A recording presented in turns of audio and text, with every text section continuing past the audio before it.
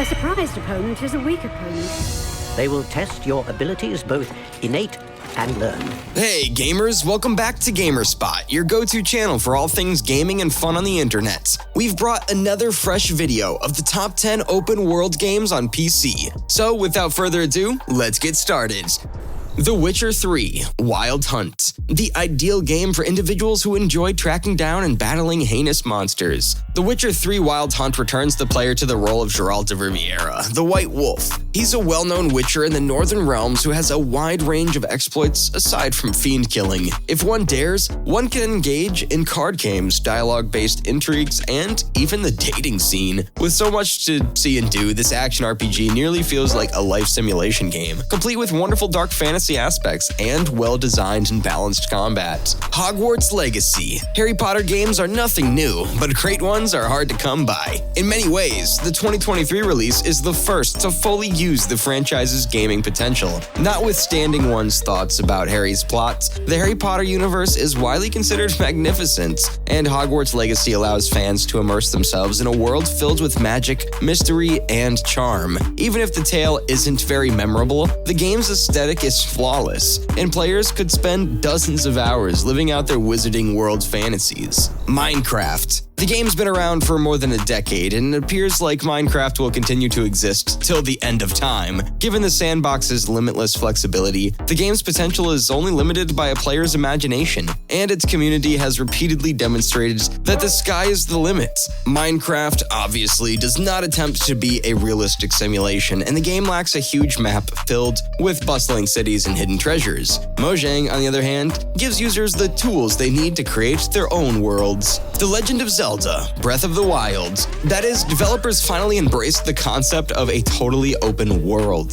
Not since Ocarina of Time has a Zelda game had such a large impact in terms of both sales and critical acclaim. Certainly, the map's immensity can be intimidating at first, and certain parts can feel fairly barren at times, but the sheer sense of freedom afforded by the game makes it a must-play, not only for series aficionados, but for anybody who enjoys adventure. Kenshi. It's an ambitious game that immerses players in a vast open environment and challenges them to forge their own paths. Players are not given much guidance after creating a group of starter characters, so they gotta venture out into the unknown as they gradually enhance their party's talents through activities. They can, for example, build houses, farm items, and develop villages. Kenshi relies heavily on its established features to spontaneously produce stories based on a user's personal adventures. As a result, the experience is severe and overpowering, yet absorbing and frequently emotionally pleasurable. Yakuza 0. Presently, the mantra for open-world games appears to be more is better, yet Yakuza has repeatedly demonstrated that this is not the case.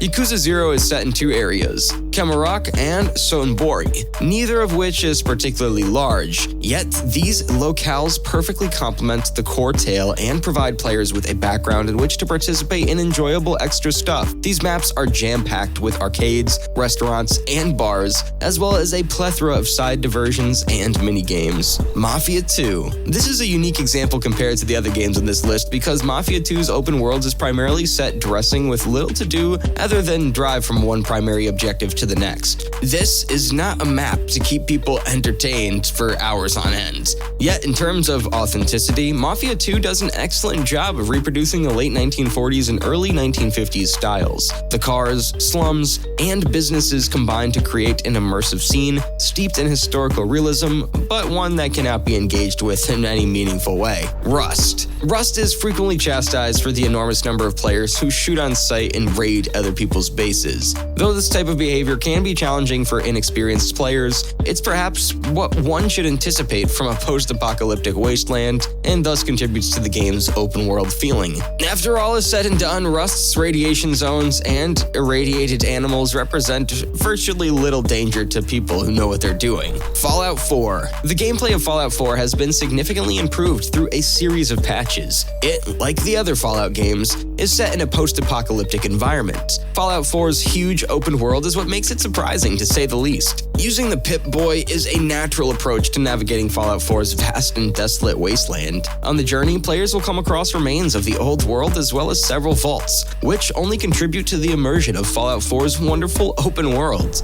God of War. God of War grabbed the globe by storm as an action-packed and wonderfully sophisticated game. Captivating storytelling draws the player into a fascinating and challenging world full of foes and challenges. The combat is likewise excellent, emphasizing equipment and strategy as well as reflexes and awareness. Only true warriors can complete this fabled universe full of colorful characters, both old and contemporary. That's all for now. If you enjoyed the video, please share it with your friends and family. To increase engagement, like and comment on the video and subscribe to watch our future videos. We'll see you in the following video. Keep playing in the meantime.